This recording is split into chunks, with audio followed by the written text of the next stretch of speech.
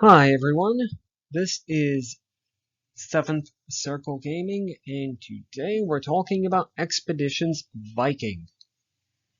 And let's start off here with full disclosure like we always do.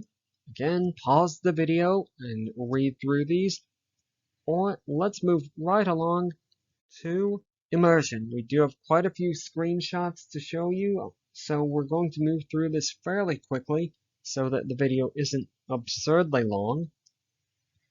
The game has earned 8 out of 15 for its immersion score.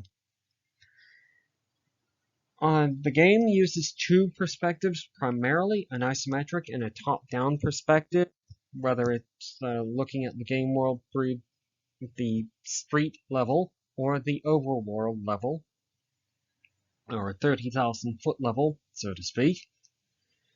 The game uses multiple layers of statistics, multiple levels of stats about different in-game objects, and they will interact in really interesting, unique ways. This is another one where collecting everything doesn't necessarily have a disadvantage.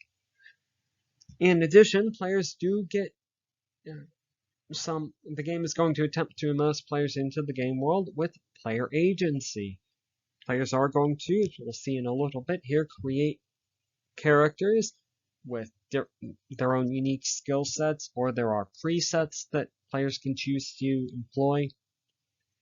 Towns and homesteads can largely be said to be creations of the player, so that's another area for immersion. The only shortcoming that we did seem to find with the player agency is appearance does not seem to be significantly modified. Obviously, selecting a different weapon is going to have an effect on that. The game does have little story interludes or conversations with other characters. We'll show you a little bit about what that looks like in the screenshots that are coming up right about now. The first of those screenshots is just wandering around the world at the street level. And do note the user interface. And the world is generally speaking a Scandinavian, small, snowy village, all somewhat grounded in the real world. Again, no monsters or aliens in this. The user interface has a bunch of icons that we might not necessarily recognize at first glance. However, mousing over them does provide some tooltips for what those are. And let's move on, because we do want to show off the user interface for the combat.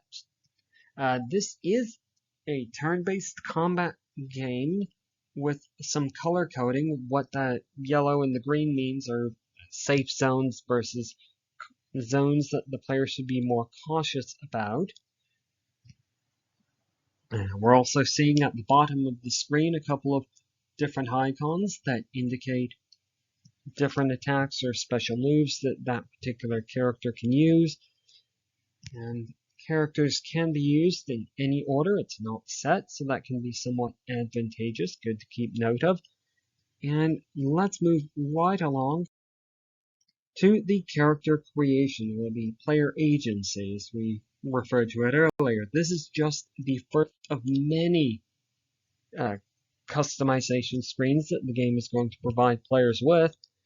In this, they can select what the clothing items are, what their in-game portrait looks like, etc., etc. And moving right along, we did talk about this earlier. This is just the initial creation screen for the skill sets, or players, as you can see, can choose to use a pre-generated skill set. However, when it comes to obtaining additional skill points, players will not be allowed. There's no automatic upgrade. Players will eventually have to choose skill points on their own, or to allocate skill points on their own. So, just note at this point that that's available, and there is that little pitfall that players will eventually have to learn what all those skill points are and where to allocate them. Speaking of, this is what it's going to look like when players gain skill points and then have to allocate them.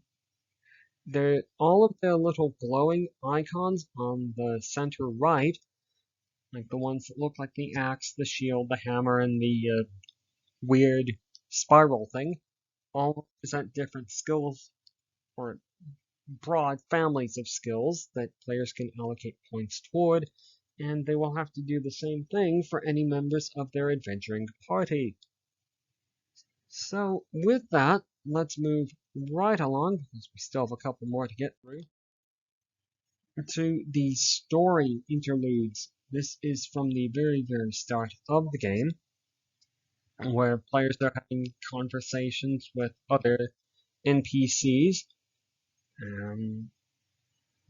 It's pretty typical for a role-playing game like this, so there's not much to say about it other than there are not obvious hints to the player as to how something will affect the NPC. There are skill checks to be done, um, so be aware of that. And let's move right along, because we do have to show off, I believe this is our last screenshot for immersion, the overworld. And traveling around the overworld is done just by clicking on the quest area and then selecting enter area. So pretty reasonable like that. But again, like we said earlier, there is going to be a possibility of conquering South America, Asia, or North America in this particular game. Oh well. So then, let's move on to difficulty finally. Well, the game was earned an 8 out of 15 for difficulty. It does present multiple options for difficulty, and the options all have unique names that could be said to be in-universe or in-game. And those options are pretty reasonably described as far as how they're going to impact play. It does present, again, a fair number of additional difficulty sliders that we're going to see in just a second. In fact, why don't we move to those now? Like we just said, the difficulty settings are all kind of in-universe. They all have names of mythic Norse or Scandinavian heroes. And in addition to that, there's a bunch of different difficulty sliders that will all impact how the game plays. And they are reasonably well described. So again, that all seems to support that 8 out of 15. We would just add again that the user interface, while it does use some unusual icons, mousing over them will give a reasonably complete description of them, so again, another positive. And let's move on, because we do want to talk about lasting appeal. The game is earning a 5 out of 15 for lasting appeal, in which we attempt to answer the question of how does the game attempt to get players to play through to story end? What is there to get players to play through the game a second time? What options are there? Well, the game is somewhat limited in its focus. There's a set starting point and only a set number of ending points. Again, there will not be any conquests of North or South America, Asia, Africa, etc. It's possible that players may want to retry the game on a higher or lower difficulty and try it with some custom settings. The game also, as we saw, leaves open the possibility of playing through the game with a custom character or a different character preset. Playing through with a themed playthrough is another possibility.